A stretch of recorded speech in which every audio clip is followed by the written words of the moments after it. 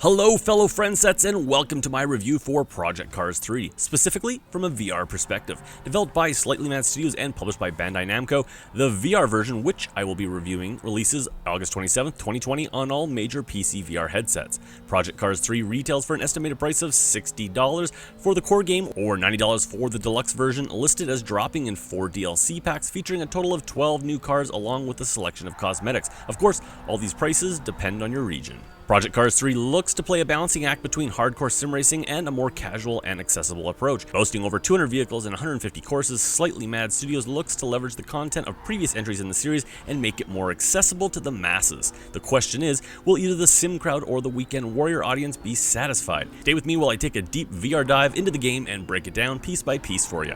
As always guys, if you like this video, please hit that like button. It not only helps out the channel, but VR gaming as a whole. And if you'd like to see more VR content from me, please consider subscribing. And for video updates, you know the deal, hit that bell icon. And if you want more Shughead gaming content, make sure to check me out on Twitch, where I will be doing regular VR streams now.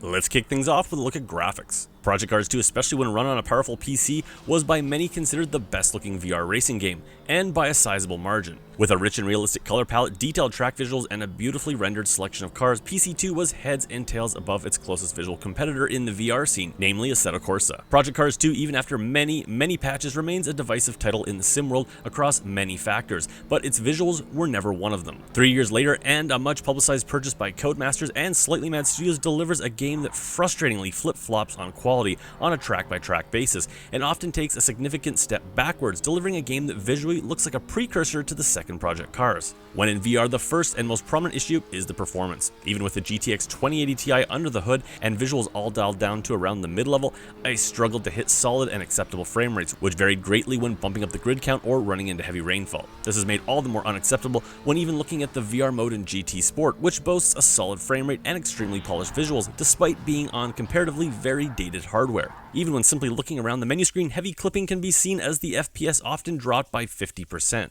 Slightly Mad Studios in their promotional materials touted Project Cars 3 best in class VR, but unfortunately this isn't even remotely true, as in this state it actually is one of the worst running VR racing games, especially when compared to other visual heavy VR racers such as Assetto Corsa, Competizione, or Automobilista 2, which funny enough runs on the same engine as Project Cars 2. Now if Project Cars 3 was simply the new crisis of racing games that would be used for many years to come as a racing game benchmark for visuals, maybe we could forgive it a bit, but insanely Project Cars 3 pales in comparison to Project Cars 2 across almost every category. Cars appear less detailed both outside and inside, with exteriors appearing slightly lower in polys and interiors that often lack that real-world quality to many of their materials that made Project Cars 2 in VR such a spectacle. When in action, and especially noticeable in the rain, AI cars appear to almost have an outer glow to them, separating them from the road surface and really hurting the amazing rain effects that thankfully have mostly been retained from the previous entry. Unfortunately, regardless of weather or time of day, the driving experience is heavily tarnished by flickering world textures, pop-in, and many other occasional visual glitches,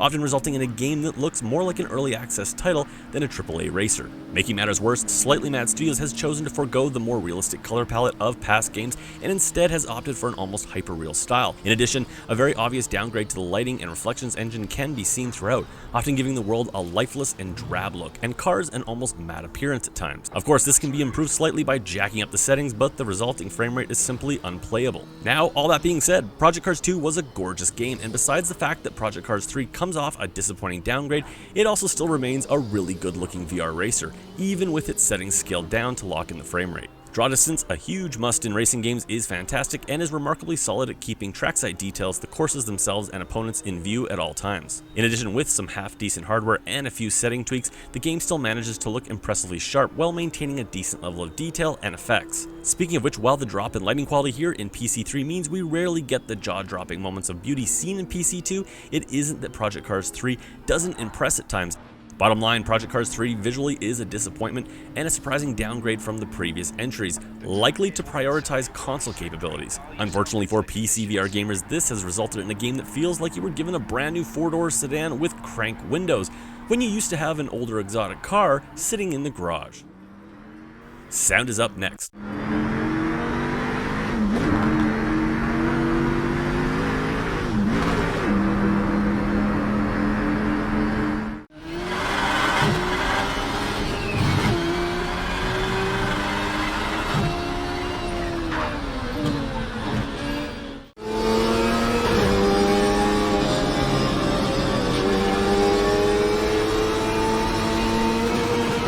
like the visuals before, I find it hard to talk about Project Cars 3 before talking about Project Cars 2.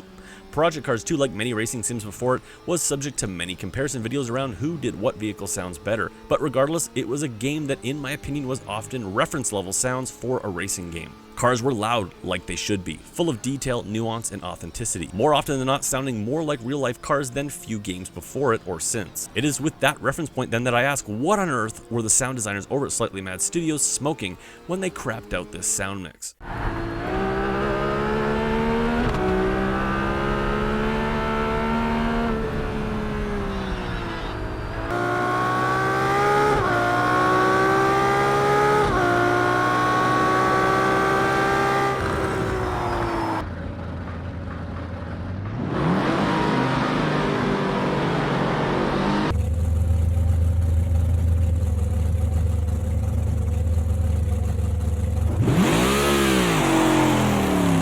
It's not just that new cars don't live up to the previous, I mean that it sounds like Slightly Mad Studios literally lost access to the real-life recordings from the previous entries and decided instead to go with the craptastic car sounds from Gran Turismo 5. Now it's not that bad, but looking at a childhood favorite, I immediately jumped into the Dodge Viper, a car new to the series and one that boasts a V10 engine.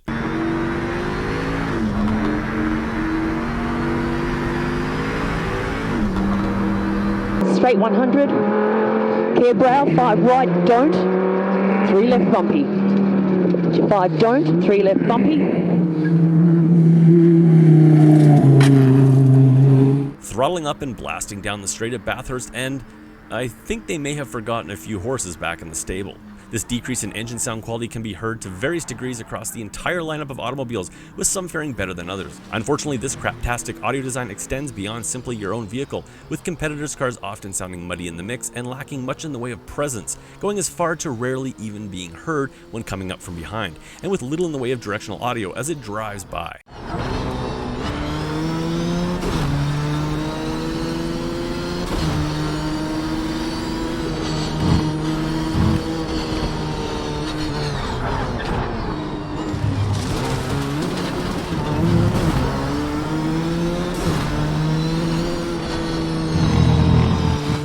More cars on the track means more mud, and even further serves to drown out your own vacuum cleaner with a turbo. This lack of resolution in the audio also extends to small nuances like dirt spinning off the tires and larger aspects like the impact sounds as cars collide and pile into walls, furthering the bumper car comment coming up in the next section. However, in the positive category, I will say that Project Cars nailed the sounds of tires screeching and tearing at the concrete, coming off significantly more realistic than many other games, whose samples often sound like they were recorded in a parking garage. Of course, Slightly Mad's push into the mainstream of racing games means they have also added music into the races.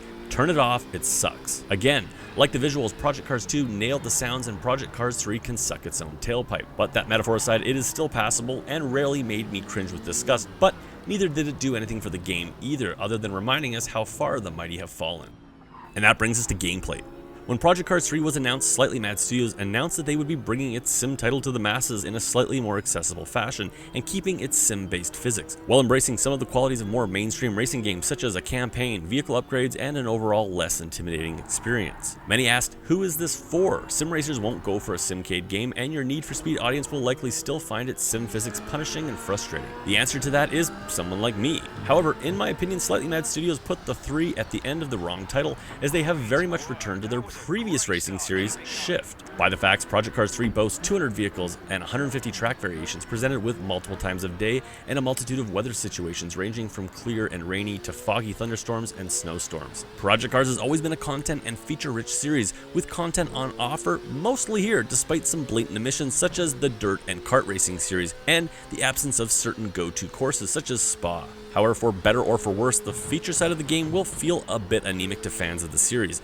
Gone are the in-depth and intimidating settings menus. This unparalleled level of detail was certainly impressive, but outside of your hardcore sim enthusiasts, I think this was often intimidating to more casual racers and often resulted in frustration and messed up driving settings. Many of the previous options remain in a general form, but forgo the deep dive into racing analytics and detailed car setups. This approach can also be seen on the tracks, as such options as tire wear, qualifying laps, and pit stops have been foregone in favor of a more simple approach of pick a track, pick a car, choose your weather, time of day, and style of race, and then race. Like Star Wars and its original fanbase, for sim racers this entry in the series might just not be aimed at you. On the physics side of things though, things get a bit muddy, as in some ways Slightly Mad has improved greatly on previous titles, finally adding some of the nuance and finesse in the tire model. Previous entries were famously criticized for a physics model that favored understeer up until the tires broke and the car spun out. Of course, this varied from car to car, but the end result was a game that was punishing yet unpredictable, often resulting in crashes and nosedives into walls while foregoing any ability to drift the back of a car around in a controlled manner. Here the opposite is true,